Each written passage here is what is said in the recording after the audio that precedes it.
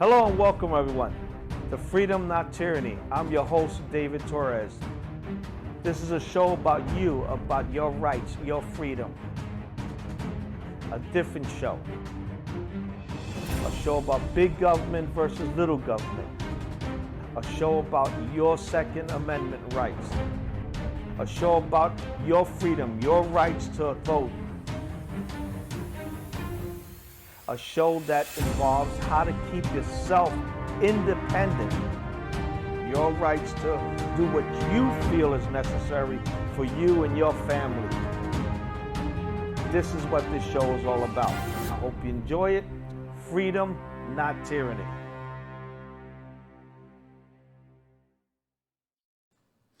Good afternoon, everyone, and welcome to another episode of Freedom, Not Tyranny. I'm your host, David Torres. And as always, any marks and opinions made by me are mine and mine only, and I really don't care who doesn't like it. Because it's freedom, not tyranny. All right, so today we got a couple topics going on that we wanted to talk to you guys about. And first of all, we all want to keep our hearts and prayers for the country like Cuba, and so that along Caribbean that were hit by this awesome hurricane that's coming by that destroyed Puerto Rico, and we keep Puerto Rico in our prayers here. And also now let's keep in prayer also the people of Florida, because our brothers and sisters in Florida are about to feel the raft also. So as that's affecting Puerto Rico and Florida, you know, we're all one. We're all one country. It's all part of the United States, and we got to make sure that we support and pray and take care, because there's nothing more powerful than prayer. All right, let's get this ball on the road. Okay. You know, this weekend, we had a lot of issues when it came to crime. All right, and what was going on, and it went back and forth, you know, and people were saying that abortion would be the number one issue in November's election. I don't believe so, because although I have my personal opinion about abortions, how it should go, everybody knows I don't lie about it. You know, if a child is raped, if a woman's raped, if a woman's in an accident, etc., it shouldn't be our business. We should be supporting the family. But it is a crime to me that we have organizations out there, okay? Organizations out there that want you to be able to have an abortion all the way up to the time of labor. A person could be a laborer and decide to abort the child. I don't know about you, but I find that to be sick. And I also find it to be criminal. That's why this piece is on there, this additional piece. Because, you know, you have the laws, and Supreme Court passed it down to each state, and states are basically saying after 6 weeks, 5 weeks, you know, they're putting their views down. Now, I don't have a personal opinion when it comes to a female if she wants to have an abortion. I think that's a very personal opinion. But at 9 months, I think it's murder. And here's why. People are asking me, why do you say that if a person's raped and we give them the day after pill, or a child is raped and you take care of them, woman's in an accident, you know, even, and here's my point, 6, 7, 8, 9 months. We've had people who have been in accidents, who have been hurt, who's been traumatized, and their baby is in trouble, or the mother and the child is in trouble, and they don't kill the baby. They either induce labor if it's far enough ahead, or they'll have a C-section. Now, I'm not a medical doctor, but a lot of these babies survive. So if you carry the child for 9 months till days before the abortion, the birth, and the baby's already in the channel, the baby's head is there, it's almost ready to crown, and, you know, Really? Now you want them to stick a needle in the baby's head, suck out its brains, and then take it out piece by piece? Why not just have the C-section or have the birth and then give it to up for adoptions? There's plenty of Christian families out here that will take care of the child. My opinion. It's up to you what you're doing. It's up to you and you with the powers to be and God. I think that as professionals, as a country that looks at human beings and puts a value on human beings, that we should be considering. Because if you went and robbed somebody, shot somebody, stabbed somebody, and you shot a woman who is 7, 8, 9 months pregnant, in many places, you get charged with double murder. 2 charges, one for her, one for the baby. So we can't have it both ways. If you can get charged because you shot somebody, whether it's an accident or not, and you kill the mother and she's 9 months pregnant, 8 months pregnant, 7 months pregnant, and you get double the charge because you just killed a baby, then it's a complete hypocrisy to say that at 9 months while you're starting to go into labor, you're going to abort the child and they're going to take it out piece by piece. Well, they say that after 6 months, the baby is fully developed. And if you do a C-section, it can fully survive. Yeah, it needs to be an incubator, Yeah. but it can fully survive. My point exactly. It can survive. It has an opportunity to survive. You know, The only time that, especially in the Orthodox Judaism, they say that the only time you should get abortion is if the mother is either the mother or the baby's life is in jeopardy, yeah. or if something's going to happen. But then again, that should not be where the government is in play. I don't want any women in back alleyways with some butcher with a hanger trying to have an abortion. I do not want that. And I don't want to be in the mix of everything. But I seriously think it's wrong.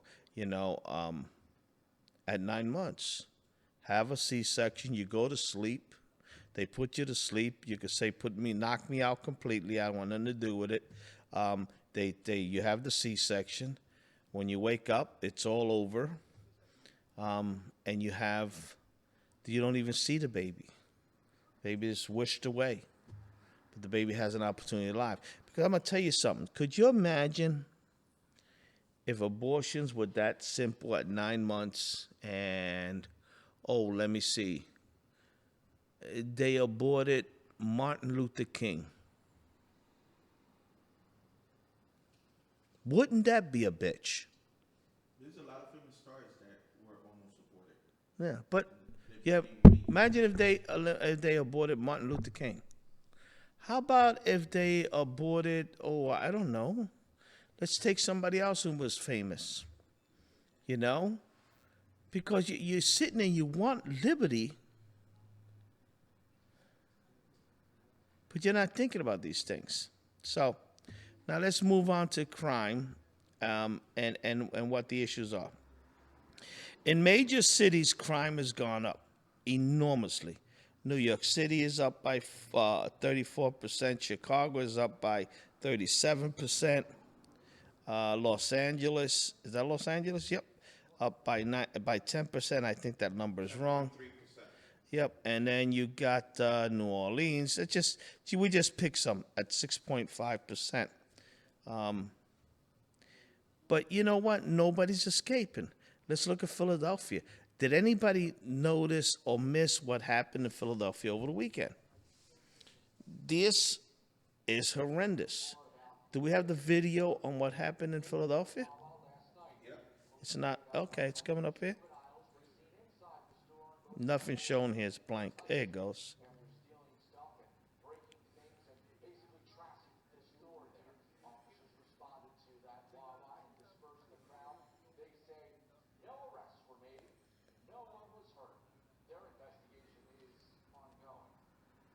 I mean, let's think about this.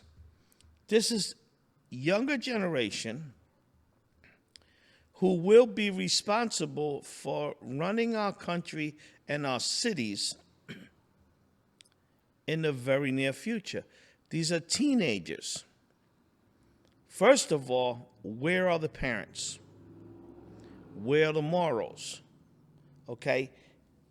And if what happened if they were to run over somebody's child while they're in the store, right? Run over somebody's child while they're in the store, or run over somebody's wife who was pregnant and now she has a problem and maybe loses the baby at 9 months, 8 months. Are these teenagers going to be charged with murder?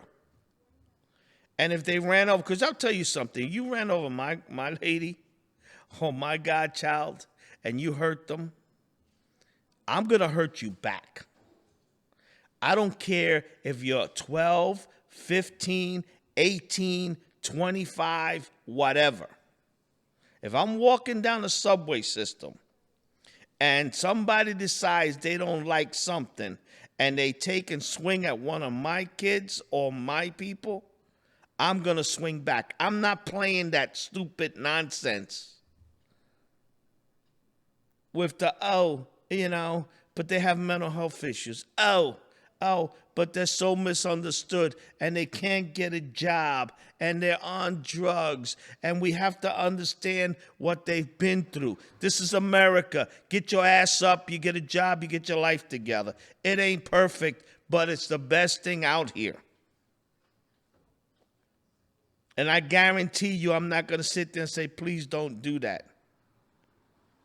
You're going to know what a size 10 foot is, or you're going to hurt me or I'm going to hurt you. That's the bottom line. It's the bottom line. If I'm in a Wawa and you run in here with 100 people and you put me or my people at jeopardy and I'm at fear, I'm going to rifle back. That's it. I'm telling you now. Because this is bullshit that you have a bunch of teenagers run into a place, disrespect anything, and then if you hurt them, they say you're abusing them, and if they're black or Latino, you're racist. Can we play that film back? I want anybody out there, play the film back. I want to show you the hypocrisy of what our government, the NAACP, the Hispanic associations, and anyone out there, look at this film. Play this damn film one more time. And I want to put up, come on, guys, I need you to count how many white kids are running and destroying shit in this Wawa. Put up the video. You took it down? Ah, he took it down. I wanted everybody to count. If you're out there, Danny, if you can catch it again, pull it up, because I want people to count. I want you to tell me, I'm going to stand here and wait for somebody to say 1 white Mississippi, 2 white Mississippi. Okay? You got to see this. Okay. Can you bring it up bigger? Can you show people? Where's the white people? Where's the white teenagers causing the trouble? But I'm being racist. This is being racist, destroying somebody else's stuff. Where's the white people? Can you count any? But it's racist what I'm going to say. You know what I got to tell you? It's tough. No white people doing it. These are teenagers who could be either Latino or black. This is bullshit. Not one white person. But we're racist? I'm racist for saying it? But you know what? If you think I'm racist for saying it, tough shit. Because I already said it. It's our own people losing respect for our own self. So whoever doesn't like it, play the film back, count the white people, come back to next week, and tell me how many white people they counted in that event. Okay? Ain't nobody white was in there. That's the reality of it. Okay, what's next? We're moving on. Check this out. You know, we got Fuhrer Biden's interrogation team, right? That's the FBI at the bottom, if anybody doesn't know it. Fuhrer Biden's investigation team. You had an advocate who's out here, Mr. Hooks, who was advocating for, he's pro-life, just like I am, just like I think Danny is, you know, and a few other people I know. And I got people who go the other way. It's cool. But he was advocating for his thing, and somebody somehow got into a struggle, and he tried to protect his son. Okay? He tried to protect his son. Hold that there for a second, Danny. I want to explain to people something. He tried to protect his son for a minute, and this guy was pushed away from his son. He got a couple of scrapes, and they put a Band-Aid on him. Okay? Now, you ready for this? Fuhrer Biden's investigation team, they drop all the charges. There's nothing there. But they put it on a federal level because they're trying to make a point. You see, if it was an abortionist doing this to a pro-lifer, it wouldn't be on the news. The FBI wouldn't be sent out. Okay? And Fuhrer Biden's investigation team came out guns bearing at innocent children in this man's house, threatening to break everything down, and arrested him for being pro-life, for being a Christian, for caring about, abortion. So they could do whatever they want. They could burn down pro-life places. They can spray paint on churches. They can beat up on women who are trying to keep their children. If there's nuns or facilities to help young women who become pregnant, or women out here who are pregnant, get their lives together, have their child. They can do all they want. The extreme, because it's okay. But a pro-lifer can't. Another bullshit. So what happens? They send it up to the feds, and the feds come out, and you know exactly what it is. Fuhrer Biden's interrogation team and the Gestapo came out. And late at night, wheeling in there, they're going to get the bad guy. And here's what they say. Go ahead. Can you read it, Dan? FBI agents knocked on Mr. Hart's front door, identified themselves as FBI agents, and asked him to exit the residence. He did so and was taken to custody without incident, pursuing indictment. Okay. Now, the next one gives his wife's version. They say that they're going to break in if he doesn't open the door, and they had about 5 guns pointed to my husband, myself, and basically my kids. Okay? This man was a real threat. This man was a real threat. They didn't say no. I didn't hear about no Fuhrer Biden's interrogation team. There's the man's family right here. Look at that. Oh my God. Look at all them terrorists there. Look at them. That one child may have had a bomb underneath her dress. I don't know. I don't know. Look at that. There ain't enough kids there to wrap them in bombs, right? What do you think? Do they look terrorists to you? No. Huh, how about that? Look at that. This is what they ran into his house with, pulling the guns out. And you don't hear nobody on CBS, MSNBC, The View, none of them talking about this. But if this would have been a black family or Hispanic family who were for abortions, they're ready to burn the city down. But it's a white family. And they're Republicans. And that Fuhrer Biden's interrogation unit. We all know where this is going. Biden, I really don't care if you hear what I'm saying. I'm in Philadelphia. My name is David Torres. And if you don't like it, tough. I'm going to be on your case for a month of Sundays till you leave with your freaking coupons for dairy ice cream every day. And you're no longer in the White House. And then I'm going to keep haunting the Republican Party if they win after the midterms to make sure that your son's laptop comes out. Because I'm tired of the hypocrisy and the games that you and your administration and your attorney general and Fuhrer Biden's interrogation unit is taking up. Now you're gonna stick the IRS on everybody.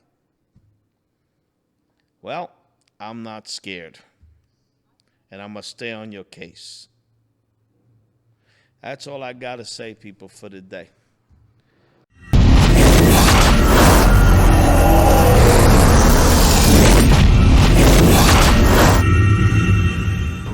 Hello and welcome, everyone, to Freedom, Not Tyranny. I'm your host, David Torres.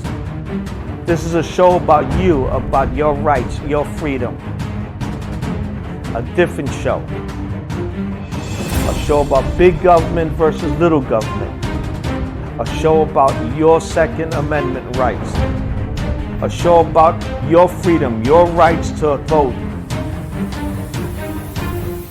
A show that involves how to keep yourself independent. Your rights to do what you feel is necessary for you and your family. This is what this show is all about. I hope you enjoy it. Freedom, not tyranny.